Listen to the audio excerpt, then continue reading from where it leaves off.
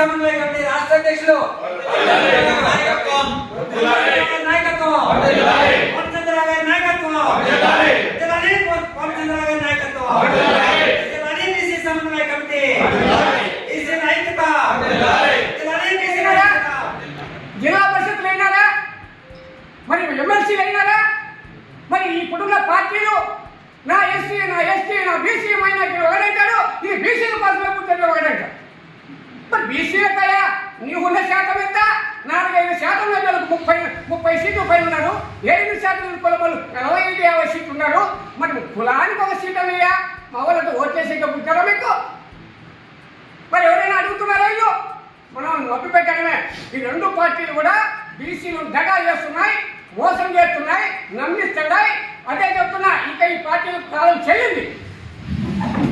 కాబట్టి మనలో అవేర్నెస్ తీసుకొచ్చే దగ్గరలోనే మనం 2029కి ఈ బీసీ సమన్వయ కమిటీ మొత్తం 26 జిల్లాలు తిరిగి కమిటీ చేసి ఈ ప్రజలు మన వాళ్ళని చైతన్యం చేసుకుంటూ 2029కి ఇదొక ఆవిర్భవించి ఈ రెండు పార్టీలను పతనం చేసేకే ఈ పార్టీ దీనివల్ల పుడుతుందని కూడా నేను ఈ సందర్భంగా మీకు తెలియజేసుకుంటూ ఈ అవకాశం మీరందరికీ ఇచ్చిన అవకాశం. ఎందుకంటే చాలా మంది వచ్చారు, ఇక్కడ ఎంతమంది వచ్చినారు కాదు, ఇళ్ళలో ఎంత శక్తివంతులు వచ్చినారనేది ముఖ్యం. ఎట్లాంటి వాళ్ళు వచ్చినారు ఇలా ఒక్కొక్కరుగా ఇదనమాట. నేనేమి ఇప్పుడు అన్ని పార్టీల్లో బీసీలో లేరా, ఎమ్మెల్యేలు లేరా, ఎంపీలు లేరా, ఇదే మంత్రులు లేరా అంటున్నావు. మరి ఇన్నేళ్ళు స్వతంత్రం వచ్చినట్టు ఈ పార్టీలో మీరు అసెంబ్లీలో పోయినారు, మంత్రులు అయినారు, కేంద్రంలో పోయినారు, కేంద్ర మంత్రులుగా ఉన్నారు. ఏనాడైనా ఈ రాష్ట్రంలో ఈ దేశంలో నా బీసీలో ఇంత జనాభా ఉన్నారు, మా కులాల వారిగా జనాభా ప్రాతిపదికన మా కులాలకి ఏమైనా సాయం చేసినారా? మీరు ఎక్కడైనా ఈ ఎమ్మెల్యేలు కానీ మంత్రులు కానీ అసెంబ్లీలో ఒక్క మాటైనా మాట్లాడినారా అని అడుగుతున్నా. ఈ ఎమ్మెల్యేలకు ఈ ఎంపీలకు మన సన్మానం చేసి సెలవులు కప్పి నేను మంత్రి ఏం జగన్మోహన్ రెడ్డి గారి గుమస్తాలు కమ్మను సెలవులు కప్పేది, చంద్రబాబు నాయుడు గారి గుమస్తాలు చేసేవాళ్ళు కమ్మను సెలవులు కప్పేది. ఇప్పుడు ఇలా కప్పండి ఈ బీసీ సమన్వయ కమిటీకి వీళ్ళు కప్పండి. కానీ అట్లాంటి గుమస్తాల గురించి చేయడం కూడా వీళ్ళే తప్పు చేస్తున్నారు. వాళ్ళకి తప్పు కాదు, మనోళ్ళు ఎందుకు రాలేదు? వీళ్ళు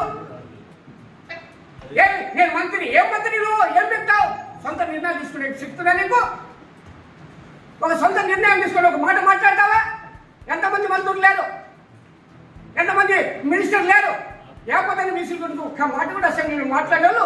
వీళ్ళు ఈ బీసీల గురించి మాట్లాడతారు. మరి ఫస్ట్ మన వాళ్ళని మార్పు తీసుకుంటే వీళ్ళు గౌరవించాలి కాదు, వీళ్ళని ప్రతి ఒక్కసారికి మీరు రక్షించే కావాలని చెప్పి. ఎందుకంటే కాలాతీతమైంది. సరే సమయం చాలా సంవత్సరం వచ్చి మాట్లాడతా.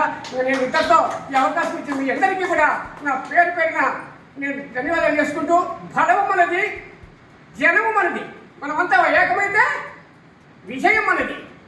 బీసీల ఐక్యత.